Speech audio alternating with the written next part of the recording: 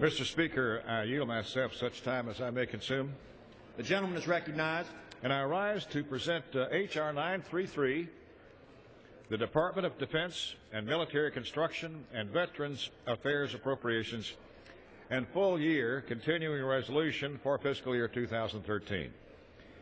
Our nation faces a three-pronged threat to its finances as we deal with sequestration, the debt ceiling, and most immediately a looming government shutdown. This bill takes the risk of a government shutdown off the table, funding the government for the remainder of the fiscal year while helping maintain our national security and providing our troops and veterans with consistent, adequate funding. First and foremost, this bill contains fiscal year 2013 appropriations bills for the Department of Defense and Veterans Affairs. These bills, crafted by Chairman Bill Young, Chairman of the Defense Appropriations Subcommittee, and very handily done, these bills passed the House with broad bipartisan support last year. They've been negotiated on a bipartisan basis by the House and the Senate and agreed to by the Senate committee. They do not add a cent to the overall top line of the CR. And I want to take a minute here to thank Bill Young and his subcommittee, who did such a tremendous job of balancing the interests of the country, but with the overriding concern for the security of the country as they drafted and passed on a bipartisan basis the Defense Appropriations Bill. Last week, I had the opportunity to ask the Joint Chiefs of our military if they supported this CR package. And the answer was an absolute wholehearted yes. In fact, each one of them was asked if it was critical. And each one of the Joint Chiefs said, this is critical to the defense of the country. This legislation addresses severe funding constraints that would put our national security in dire straits. Military hospitals would not be built. Veterans would not be cared for adequately, and our readiness would be seriously jeopardized. With sequestration now in effect, this bill allows the Pentagon some leeway to do it best with what it has.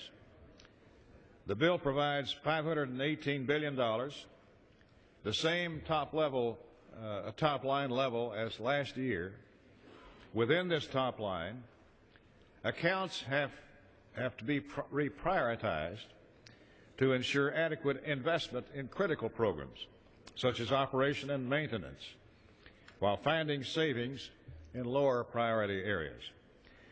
The legislation right-sizes spending that would otherwise have been wasted.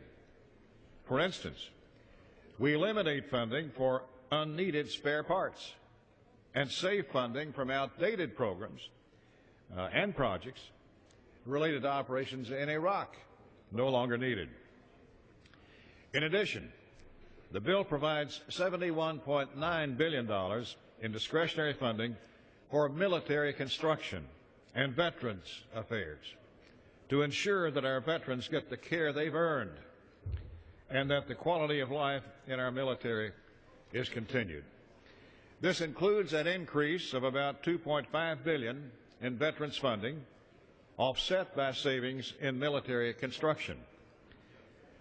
The remainder of the bill, Mr. Speaker, funds the rest of the federal government until the end of the fiscal year on September 30. Nearly all funding will remain consistent with current levels, except for the very few exceptions that are needed to prevent catastrophic changes to government programs or to ensure good government.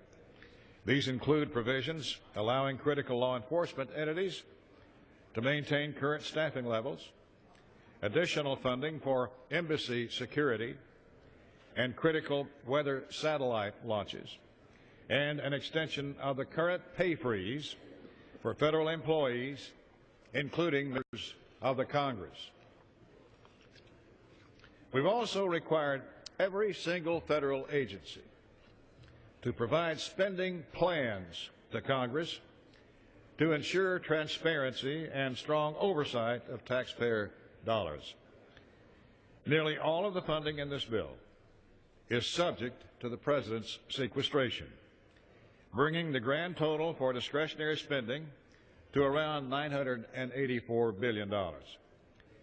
The bill is designed to help with the damage caused by continually putting off the regular annual appropriations bills, but it does not solve the many serious problems caused by these automatic spending cuts in sequestration.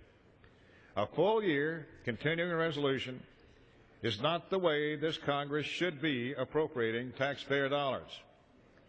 Each year, we should assess the needs and excesses of our government and make decisions accordingly in the regular appropriations process. We must return to regular order, pass individual spending bills on time, and fulfill our constitutional duty to fund government programs wisely and effectively. To do all of this, we have to have a partner in the Senate, and we've not had that now for these several years. Our hope springs eternal that the Senate will help us get back to regular order. In light of the circumstances we face, we must make a good faith effort to provide limited but fair and adequate funding for vital government programs and services through the end of the fiscal year. It's up to Congress to make these decisions to set the course for our financial future.